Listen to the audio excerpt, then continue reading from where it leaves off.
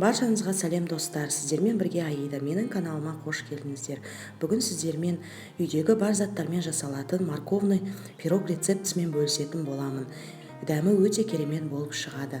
Міндетті түрде видеоны соңына дейін қараңыздар. Менің каналыма тіркеліп, жандағы қоңырауша белгісін басуды ұмытпаңыздар.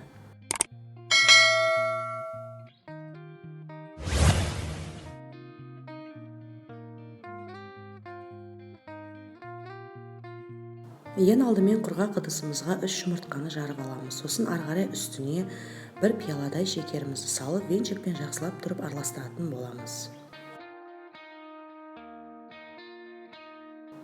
Ал енді массамыздың үстіне алдын ала ерітілген сары майымызды құйып, венчикпен тағы да жақсылап тұрып араластырамыз.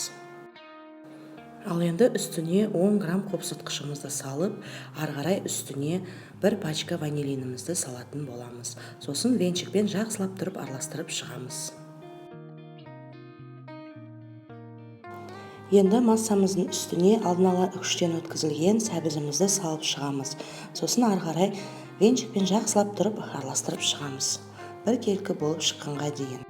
Венчикпен араластырып болғаннан кейін міндетті түрде миксермен араластырып шығу қажет. Ал енді сұйық массамыздың үстіне ұнымызды салатын боламыз. Ұнымызды 3 бөлікке бөліп салуымыз қажет. Сосын барып миксермен араластырып шығамыз.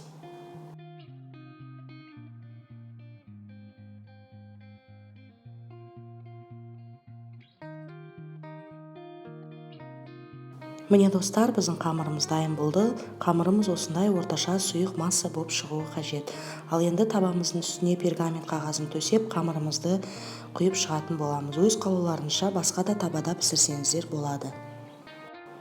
Қызып тұрған пеште 180 градуста 25-30 минутта пирогымызды пісіріп алатын боламыз. Міне достар, біздің морковный пирогымыз дайын болды. Дәмі өте керемет болып шыққан, жұмсақ болып піскен. Менің рецептімен жасап көруге кеңес беремін.